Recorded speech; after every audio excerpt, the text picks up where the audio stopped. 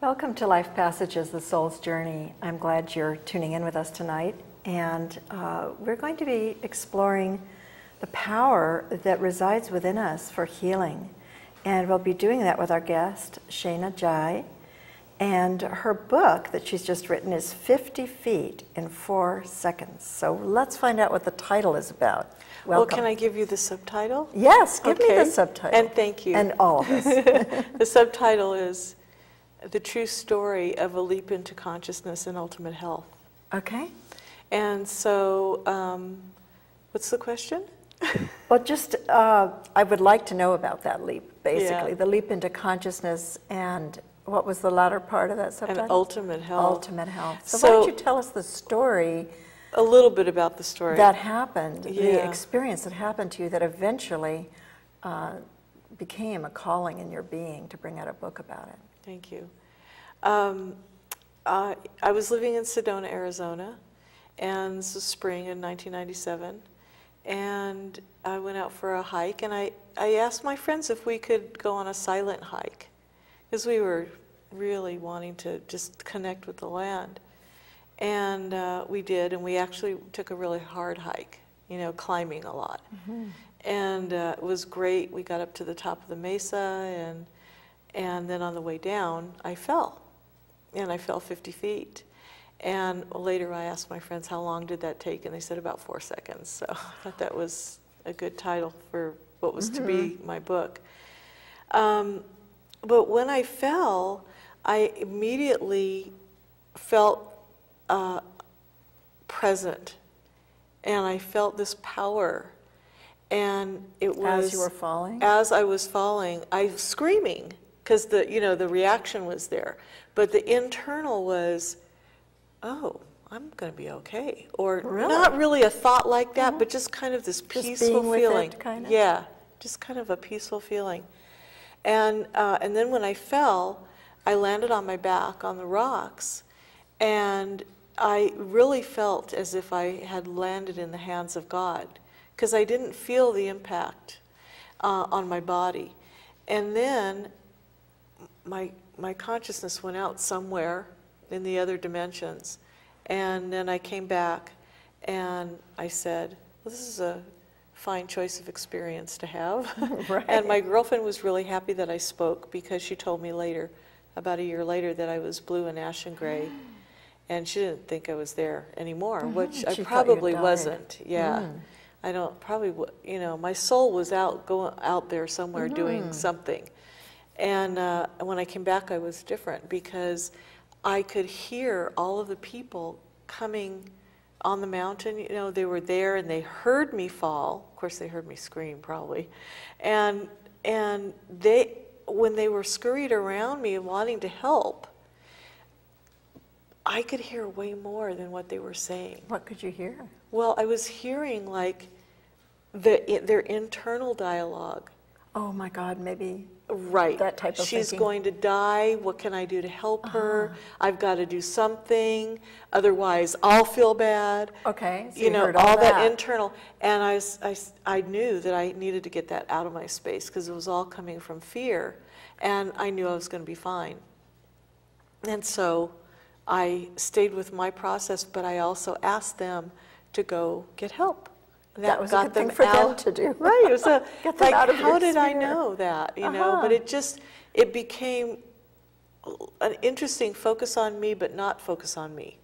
You know, You where mean I your could focus on you, but not. Right, because Yeah. I could ask them to go do something productive, Yes. which served them, which they thought served me. But in the meantime, I really needed to not have that energy around me.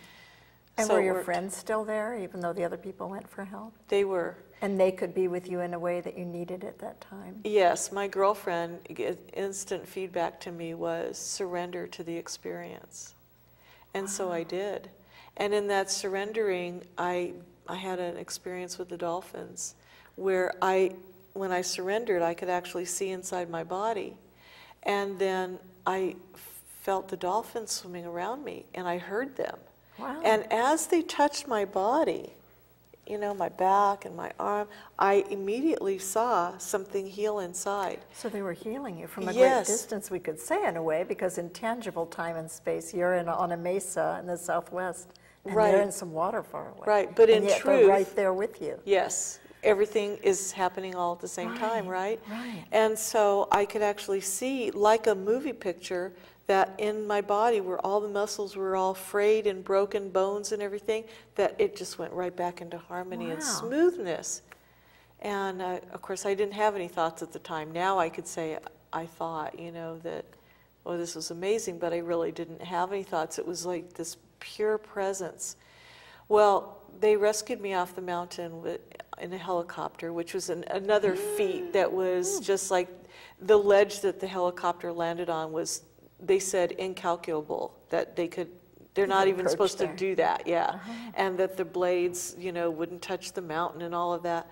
It was just amazing, so I wrote the whole thing about that in my book, all the detail.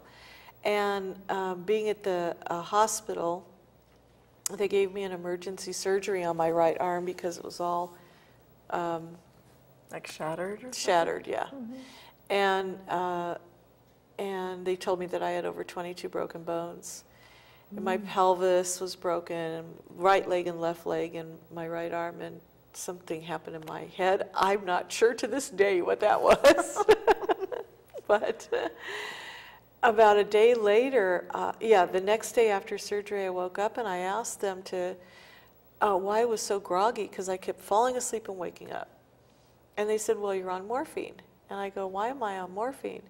And they said, well, you're in excruciating pain. And I looked at them like, why are you saying that to me?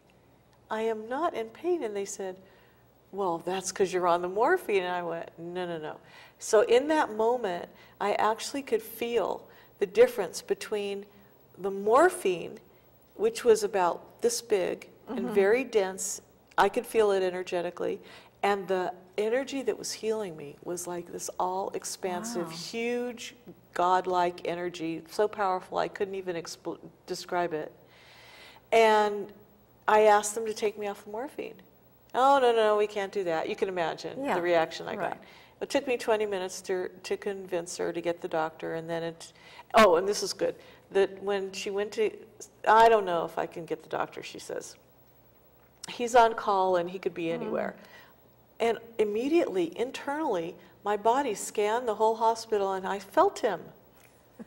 And she said, we don't know when he's going to call. And I said, he's in the hospital. She said, no, no, no, no, he's out on call. We don't know where he is. 20 minutes later, he was in my room. And I said, were you in the hospital? And he said, yes. So later in meditation, I asked, how did I know that? Good question. Yeah, and my meditative state told me that he was in my body the night before, inside my arm, repairing my arm. Wow, so he was a partner in And this so healing. I knew his energy, and all I had to do was scan the area, and I could have found him even if he was 20 miles away. I was like, wow, this is really powerful stuff. Right. And this is just me, a human being. And so that continued in the hospital. I was only in the hospital 3 days. What continued in the hospital? That kind of stuff. Like the next day, they had me, I was off the morphine. From then on, I never took another pain pill, no drugs, nothing. And the doctor comes in, fully expecting me to be like, you know, and I wasn't. And he said, well, how are we this morning, you know? And I said, I'm really good. How are you? Because I really slept well. And within about an hour of me getting off the morphine, I actually saw that denser energy just kind of dissipating into the bigger kinder, if you will, energy.